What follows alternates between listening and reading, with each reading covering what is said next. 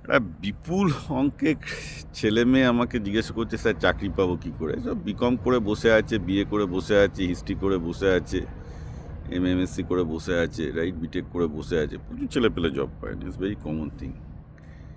এবার জব পাওয়াটা অতটা ডিফিকাল্টও নয়, জব মার্কেটে যথেষ্টই আছে, জব নেই তা না।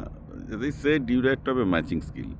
আমি বারবার করে বলছি, আমার ইউটিউব চ্যানেল বিপ্লব পাল 2000-এ বিভিন্ন কোম্পানির মালিকদের পডকাস্ট, অংশুমান চক্রবর্তী, অংশুমান ভট্টাচার্য, সুদীপ মজুমদার, যারা কোম্পানি চালায়, কলকাতায় অ্যাক্টিভলি রিক্রুট করে, এদের পডকাস্টগুলো একটু শোনো। 1 ঘন্টা 2 ঘন্টা লাগবে, বাট শুনতে হবে। ওরকমভাবে আমি তোমার কোনো টিউটর নই যে আমাকে জিজ্ঞাসা করবে যে স্যার কী করে চাকরি পাওয়ার আমি বলবো। তো তোর জন্য আমি পডকাস্ট করে রেখেছি, ঘন্টার পর ঘন্টা শুনতে হবে, ডেপথে যেতে হবে, প্রবলেম বুঝতে হবে। You have to be qualified for that, right? You need to build that skill.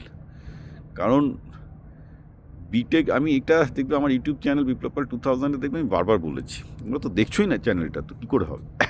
না দেখে শুধু স্যার বলে দিন, আরে ঘোড়ার ট্যাঙ্ক স্যার বলে দিন বললে হবে? কে তোমাকে চাকরি দেবে? তোমাকে তো আগে হান্ডিং স্কিলটা তৈরি করতে হবে, রাইট? হান্ডিং স্কিলটা হচ্ছে এই যে বেসিক্যালি, আমি তো বারবার করে এটা আমার ইউটিউব চ্যানেলে বলেছি, আমার পডকাস্টাররা বলেছে যে ভাই তোমার ওইসব বিটেক ডিগ্রি ন্যাপকিন, ওসব বিটেক ডিগ্রি, এমএসসি ডিগ্রি, সব ন্যাপকিনের পেপার ফেলে দাও, ওগুলো দিয়ে হবে না। জব পেতে গেলে, জব খোঁজার যে স্কিল, সেটাও একটা স্কিল, যেটা একটা type of funding skill, not one, I mean one of the many of the type of funding skill. তো সেই জব খোঁজার স্কিলটাও তো আরও অনেক বেশি গুরুত্বপূর্ণ বিটেক ডিগ্রিটা পাওয়ার থেকে, মানে অনেক বেশি গুরুত্বপূর্ণ। তো সেই স্কিলটা কী করে করবে?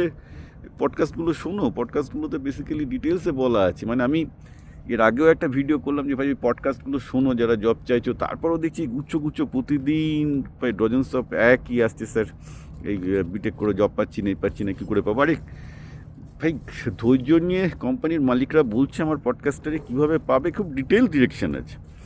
না দেখলে কোত্থেকে ভাই তোমাকে চাকরি দেবে? তুমি তো হান্টই করতে পারছো না, যে তুমি নিজের জন্য জব হান্ট করতে পারছো না, তুমি কোম্পানির জন্য কী হান্ট করবে? আলটিমেটলি তোমাকে যেটা কোম্পানি চাকরিতে নেবে, সেখানে তুমি কী করো?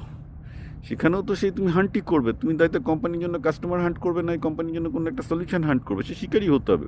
ওইটুকু মিনিমাম শিকার করার স্কিল না থাকলে তোমাকে কে বাপের জন্মে চাকরি দেবে? আগে তো বাচ্চাদের তো আমি শিকারি হতেই বলছি, এবং বারবার করে বলছি তাই জন্য টিউশনি না পড়তে। আমি বারবার করে বলছি টিউশনি পড়লে শিকারী মানসিকতা নষ্ট হয়ে গেলে চাকরির জীবনে এবং পেশাগত জীবনে ভীষণ পিছিয়ে যাবে। তো আমরা তো শুনছে না।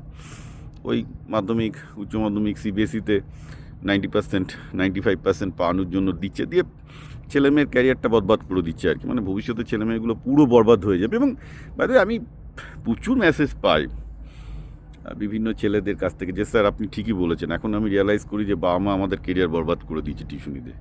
সত্যি আপনি যেটা বলছেন, আমাদের হান্ডিং স্কিল নেই, এবং তারা নিজেরা দেখতে পাচ্ছে না। 35 বছর বয়স, 40 বছর বয়স হয়ে গেছে, তারা কোম্পানিতে কাজে ঢুকেও সে কম মাইনেতে পড়ে আছে। তাদের থেকে জুনিয়র ছেলে পেলে, যাদের হান্টিং স্পিরিট বেশি, তারা তত্তর করে তাদের থেকে উঠে যাচ্ছে। তো বিপ্লব পাল কী বলছে, তারা তো চোখের সামনে দেখছে। তারা বলছে যে স্যার বড় ভুল হয়ে গেছে, আপনি যে বলছেন খুব ভালো করেছেন। আমি বলে কী করবো? আমি তো এটা বোধহয় নিয়ে 100 বার বলছি, কেউ শুনছেন নাকি? সবই তো মাথা মোটার দল বাংলায়। মাথা মোটা লোকগুলো এখন আমার মনে হয় বাংলায় পড়ে আছে। আমি খুব ওপেনলি বলছি, কারণ মাথা মোটা লোকগুলো পড়ে না থাকলে এইভাবে বাংলায় টিউশনি বাজার রমরমাভাবে চলে না।